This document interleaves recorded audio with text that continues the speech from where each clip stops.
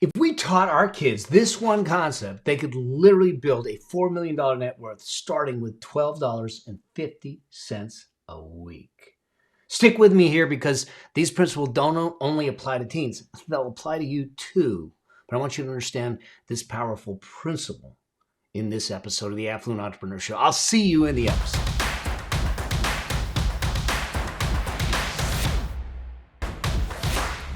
Hey there, welcome to this episode of the Affluent Entrepreneur Show. So glad you're here. This was going to be a fun one. A question came in and said, what do I do with my teens and money? How do I teach them? What do they need to know? Now, this goes back to really understanding one of the greatest levers of wealth. And it's not money. It's time. Time is the greatest lever of wealth. I mean, think about this. He says, we think about time like we have a ton of it when we're young, and we don't think about the power of it. And I want you to think again. I want your kids to think again. Here's the key. Too often we're trying to figure out how we're going to pass on assets to our children, to our teens, to our kids. I think that it's more valuable for us to make sure that we pass on skill sets before we ever think about passing on assets. Because when they get the skill sets right, they will cruise through their messy middle years. And the messy middle years are in the 30s and 40s when they're starting to have kids, they're moving, there are all kinds of crazy stuff going on in their financial world. And so the key, when they understand the principles, they can get some things set up. Now, look at my son, okay, Jeremy and Cammie. You know, he's going to be 32. She's 28. 29. They have their first child, my beautiful princess granddaughter, Emily. They have 3 homes, a multi-million-dollar net worth. And the reason for that is they understood the powerful lever of time coupled with wealth building principles, the proper money principles that we talk about on this show, in my program, The Affluence Blueprint, and all the things that we do. Because when you start to understand that, that's when you can start to put time to work for you. It is the greatest lever. So I want to walk you through what I call the 9 rules of investing for teens. However, these rules don't just apply to teens. The only difference between the teen and you is time, is age. The principles are going to apply the same, and I'm going to walk you through an example that's going to blow your mind as to how easy it's going to be for them to build wealth, to build financial freedom, to find financial independence, to find that along the way. And so let's just jump to the iPad. Let's talk about these 9 rules. And remember, I said it's teen investing, but it's your investing also. So let's take a look. The first one is this: have investment curiosity. I mean, too often we don't even want to talk about money. I mean, think about it. You know, I grew up in a household where the thought of talking about money was impolite, and therefore we weren't talking about money, let alone investing. I didn't learn any of this stuff until I started to go to school and start to understand business and really started to dig in. Even from school, most of my lessons, most of my learnings came from real life experience. The things that I teach are because of the mistakes I made, the big lessons I got. But when we approach it with a curiosity, a childlike curiosity, no matter what age, and say, how does the money system work? How does investing work? I wonder what it would do to do that. Second is that the second rule is for them to understand what a real asset is, okay? What is a real asset? And I just did another session on this on net worth where I talk about what a real asset is, but the fact of the matter is that an asset isn't their car. An asset isn't their Air Jordans. An asset isn't the expensive clothes that they may want to wear. An asset isn't any of that. When they understand that a true asset is something that can produce cash flow for them without their effort, or with very little effort, then they'll start acquiring true assets. I remember getting my hair cut, and I've talked about this on another episode. I was getting my hair cut. I would go to a barber, and he's a young guy, that doesn't. He knows what I do. So we typically talk about money and investing and him building his wealth and trying to find financial freedom. And he's in his 20s. So he's in a great age to do it. And he tells me about his friend. His friend just bought a watch for $5,000. And he says, my friend bought a watch for $5,000. I said, really? $5,000 on a watch? I said, does he make a lot of money? He says, no, he's 23 years old. I go, 23 years old and he's buying a $5,000 watch? Did his parents give him the money? He says, no. He earned it. He had a credit card and he bought the watch. And I said, why? Well, he said, because his friends thought it was cool. I said, great. See, that watch isn't an asset. That watch cost him a bunch of money. Because if we look at what it will take, if every dollar invested in your, let's say, mid-20s will turn into about $80 by the time you retire. Well, $5,000 times 80 means that his watch cost him $400,000 in retirement. Now, he doesn't understand that because he's never been taught that. But y'all are here. And if we get your kids here, they'll learn this also. So he made a $400,000 watch purchase, in my opinion, versus a $5,000 watch purchase. And he did it on credit. That's a whole nother game. So they need to understand, and we all need to understand, what's a true asset, which then leads to rule number 3. And rule number 3 is this, is to not try to look rich. Why did he buy the watch? Because it was cool. Listen. There's a whole lot of people, especially in today's world, in social media and on the media, and they're parading their picture perfect life in social media as if it's just this amazing, amazing, euphoric life. And we don't see behind it. And what that does for us is it creates this feeling of FOMO, this feeling of comparison, this desire to look rich, to take pictures next to the Lambo or the jet or the boat or the yacht and do all those things. But see, we never look behind it. Most of those people are probably either broke or living on a ton of debt. So they're living under a mountain of debt with a mountain of stress.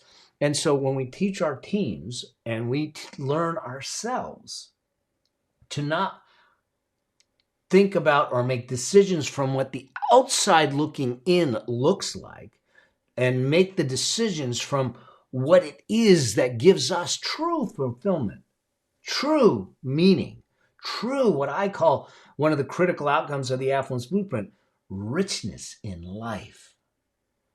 Then we won't be buying things. We won't be manipulated or coerced or convinced to buy things just because of what it might look like from the outside. And so when we start to understand that, rule number 3 is don't try to look rich. Rule number 4 is forget what social media is telling you. All right. And I mean this from 2 different aspects. There are a whole lot of people out there talking about financial freedom. They're talking about how to get rich quick. They're talking about, follow me, I'll show you how to do this. Okay. Here's my question on those people. Have they done it themselves? Now, my guess is that the young ones, now I can say the young ones because I got some gray hairs. The young ones are still on the road, and there's value in that if they truly are on the road. But if they're making their money by selling their wares and not by living the truth that they're trying to espouse out there, don't follow them. Follow the bias, follow how they're making the money, and then decide whether they have the capabilities and capacity to lead you in that way. Second, the second aspect of social media is what we just talked about. Do not worry about what social media is telling you to do. It's about these, you only live once, just throw caution to the wind. Because trust me, the future's coming, and somehow it has to get paid for. If not on your shoulders, then on whose? The government's? And you think you're going to live a good life if the government's taking care of you? What so what I want you to do is put blinders on, because social media, half of social media is simply there for marketing. The other half is half of the other half is probably a facade. Okay, I don't buy into all their perfect lives. Okay, I know what reality is. Look, I have a great life, but it's far from perfect. But I love every aspect of it, blemishes and all. So let's not make our investing decisions. Let's not make our money decisions. Let's not make our spending decisions based on what social media is telling you. So that's rule number 4. Rule number 5 is to build a discipline ethic.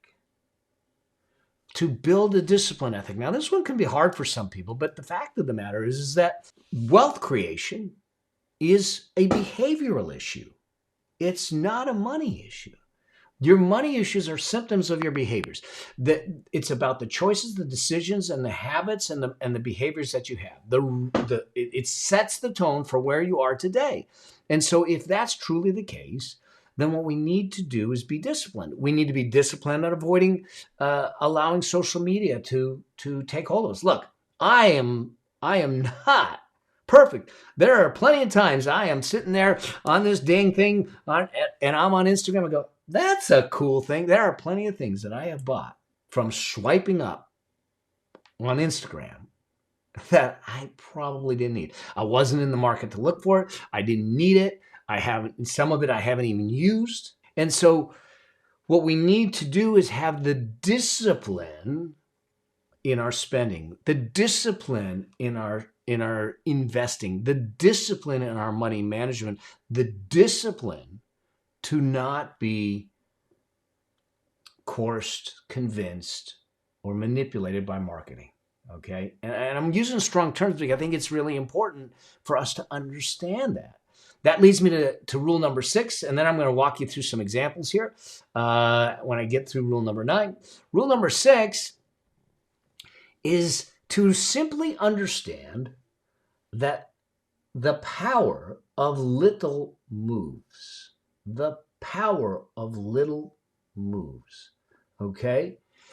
We're gonna do an example that you're gonna look at for $12. They're gonna start with $12.50 a week, and how that will build to over $4 million when they get ready to retire. Little moves can make a big difference. So what's the saying? That small hinges can swing big doors, something like that. That's exactly what it is here, okay? Rule number 7 is understand that a Roth IRA can be a gold mine. Now, I'm not going to go into detail on this. I'll do it on another episode. But the fact of the matter is that you can put money into a Roth IRA. You can put up to $6,000 in, okay? And you'll see where this number comes back, okay? You can put $6,000 in. There's no tax deduction for it, but as a teen or in your early earning years, you're in a low tax bracket anyways. It grows tax-free. And when you withdraw it, you can start withdrawing it at 59.5. You can take it out tax-free. It's a gold mine. And the only thing we need to do is have earned income to be able to do it. So you can now start to put money away in this Roth IRA that will grow tax-free, and you can take it tax-free down the road. Okay, I'll go deeper on Roth IRAs in another episode, but it's a gold mine for them, especially at the younger ages when you have that time for the power of time to do the heavy lifting on your wealth building. Now, that leads me to number 8. Now, this one's a big one. This is going to be a soapbox for me a little bit too here, and that is this. Student debt, it's a parasite. It is a parasite. We have done such an injustice to our youth.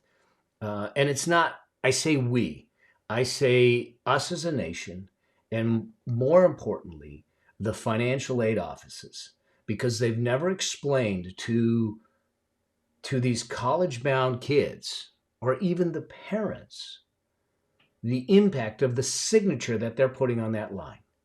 And some of these folks are coming out of college with 50,000, 100,000, 150, 200,000. I talked to someone the other day that had $400,000 in student loan debt. You're supposed to graduate college and they're supposed to sit back and say, go soar. The world is your oyster. But they're going out there and they're saying, go soar. The world is your oyster. Oh, but before you leave, let me strap this albatross to your ankle and now try and fly. We are doing such a disservice to our youth by allowing them to go into debt for their college education. Now, one of the things that we can talk about is, well, then how do you pay for college? Well, there's a lot of different ways. And first off, the first thing is that you get your kids to participate in the process of college. In other words, if they truly want to go to an expensive school, one, there has to be a reason for it. It can't be because they love the mascot or the football team or the baseball team. There has to be a reason to go there. Second, if it's an expensive school, you as a parent need to be able to say, listen, we'll do what we can, but you need to do what you can. And that means good grades. That means applying for scholarships. That means doing your best so we can cut the cost and hopefully get you in there. Looking for grants. I mean, we can do a whole episode on this, but get them involved in this to try and keep it down. And worst comes to worst, listen, I worked during my college years. They can work. They don't have to go to the big school right away. They can go to a junior college first. I went to a junior college first.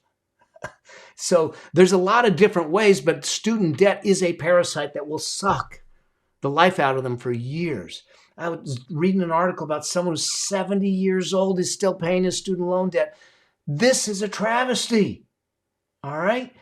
That leads me to number 9, and this is the analysis I want you to do when it comes to this idea of student loan debt, and that is this: always look at education through the eyes of income. Here's what I mean by this. If truly they wanted to get an education. Now, our policy with the people we work with that want to go and use student loans, we say that's great. If you choose to do student loans, then I don't want you to take on a loan that is any greater than 1 year's or 1.5 years maximum salary when you come out. Okay?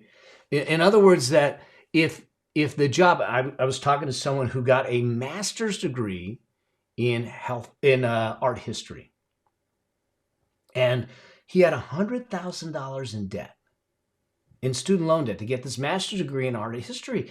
And he was complaining to me that he could only get a job for $20,000 a year. And I said, did you know the job you were going to go through when you were going for this degree? And he said, yes. Did you know that it was going to be $20,000 a year? He says, yes. I said, you got no right to complain. You went in eyes open. So pay your bill. Okay?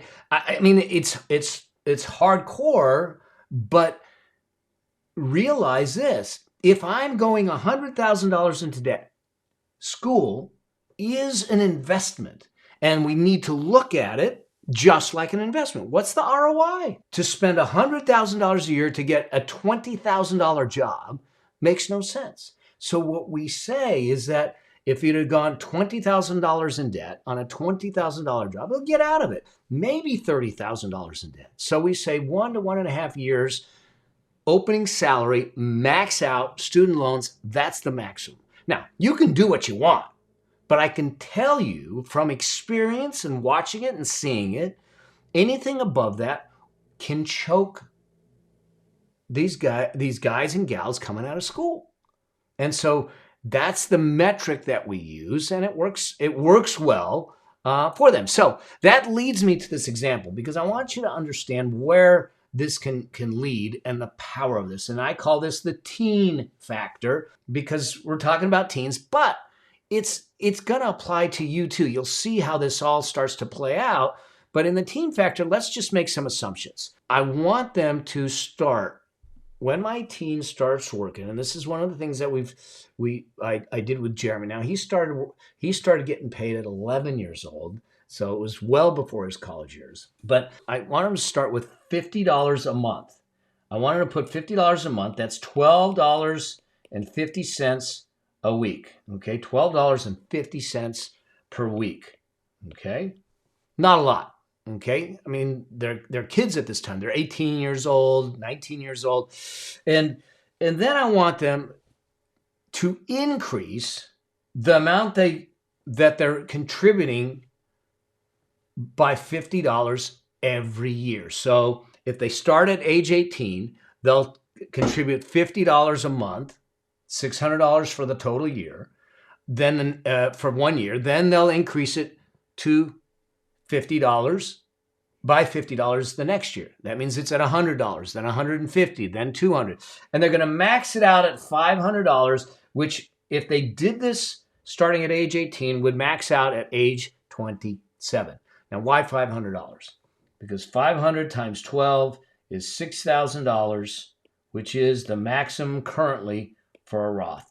So they're just going to increment it up, ratchet it up $50 a year, and just keep increasing their contribution till they max out at $500 a month. Now, their income should be going up at a specific rate also. Now, they're going to then invest until age 30. So they're investing starting at age 18, and they invest from 18 to 30.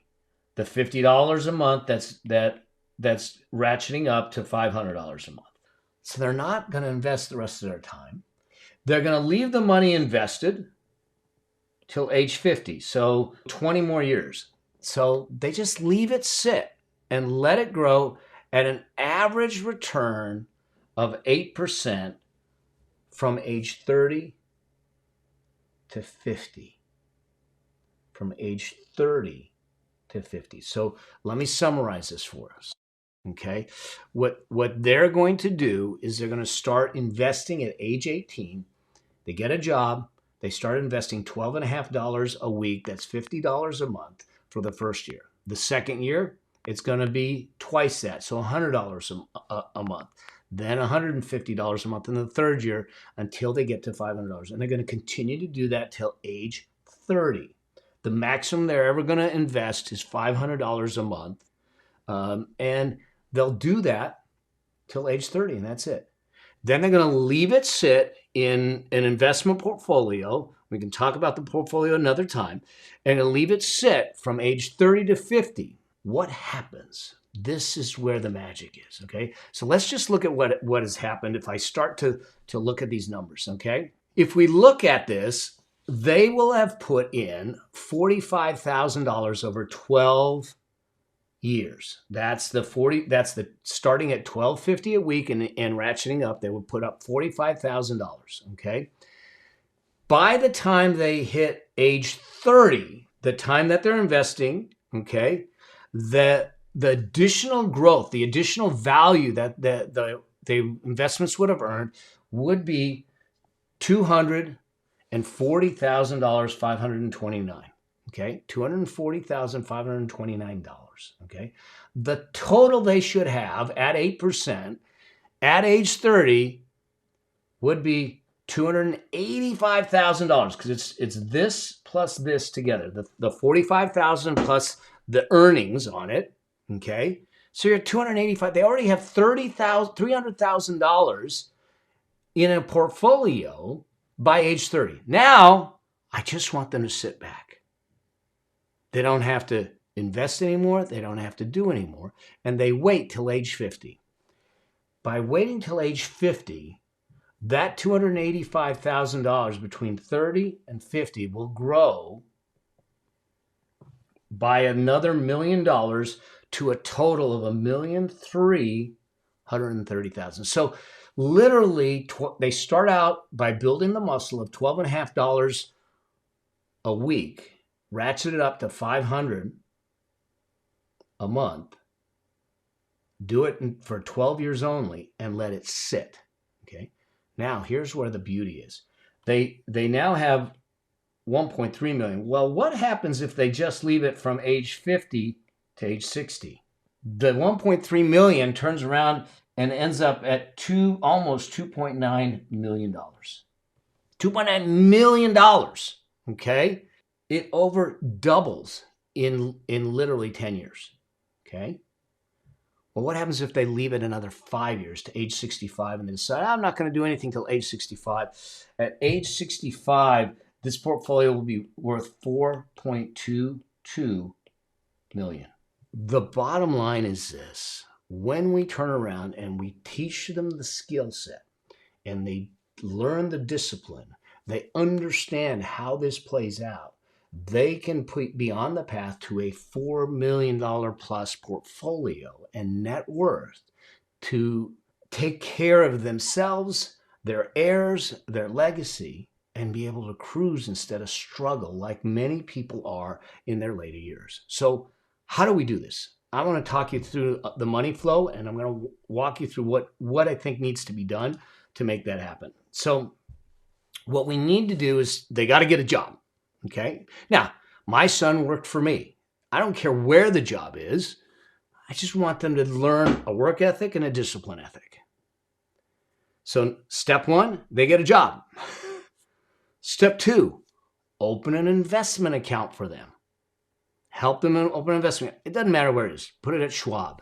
Put it at TD Ameritrade. Put it at Vanguard. Put it at Fidelity. Any low-cost discount type of financial services firm. I'm going to tell you to avoid things like Robinhood. That's not a broker account. That is they've gamified investing in it, and it triggers all kinds of psychological things and the costs, the investments. It's not a good place for this. This is the long game, steady money over time. Okay, so I wanted an established firm. So it could be Schwab, it could be TD Ameritrade, it could be Fidelity, any of those types of firms. And I want them to take that. Initially, it's $50 a month, $12.50 a week. I want that $50 a month to come from their check to go into that investment account, and that investment account will then invest in some sort of broad-based ETF index fund, low cost, low fee. So job first, step one. Investment account, step two. $50 as a starting place, step three. Invest it in a broad-based ETF or index fund, low cost, step four. And then step five is to put it on automatic. So that means that there's an automatic transfer from their salary to the investment account. There's an automatic investment into the ETF or index fund in the investment account. So they never have to look at it. They never have to lift a finger. They don't have to go and do it physically. I want it on autopilot. And then every year we change the amount going into the investment account and the investment. Now, over time, $50 a month isn't much, but over time, you'll have thousands in there. And you'll start to broaden the portfolio. We'll talk about a three fund portfolio or 4-fund portfolio that we may want to set up. But at the beginning, I just want to get them in the game. I want to get them investing. I want to get them building the muscle. And if it's you, I want you in the game. I don't care if you're not in your teen years. You go, my teen years are way behind me. Great. Let's get you in the game anyways. The same principles apply. The same thing. Time may not be as big of a lever, but then time is much more of an urgency. So let's get in the game and let's do it right. And hopefully, because you're more than 18, you're making more, so we don't have to start with 50. We can start with more. But this, when we teach our youth this, when we teach our kids this, and they start to understand the key to a $4 million net worth and financial freedom starts with $12.50 a week. We give them the path to a different financial trajectory and destiny forever. I think for me, that's one of the greatest gifts that I was able to transfer to Jeremy. Hopefully there's more, but it is one of the things that, first off, it's a gift to me. I don't have to worry about him. I know he's not knocking on my door going, Dad, I can't make it. Can I move back in? I don't need a 30-something back in the basement, you know?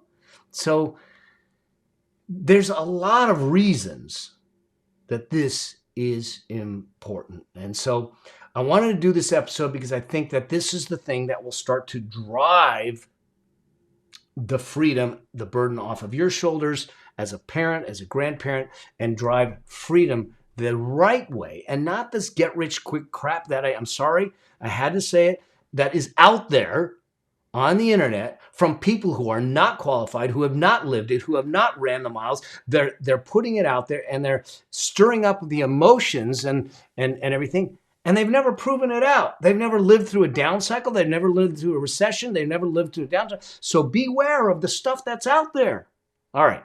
I'm off my soapbox. I hope that this makes sense to you. I hope that you found this of value. Here's a couple things I want you to do now.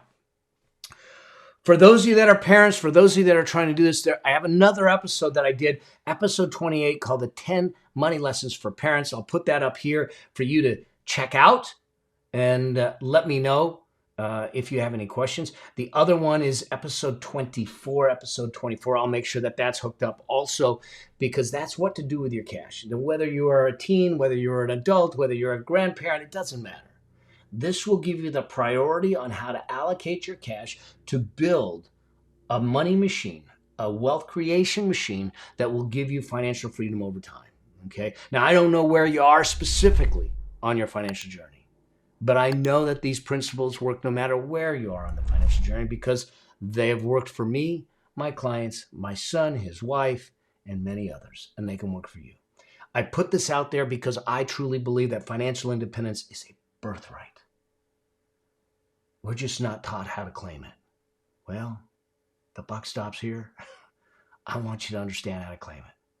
Take these principles, put them into your life, start finding your new financial destiny. And if I can help you along the way, then that is a gift to me to serve you.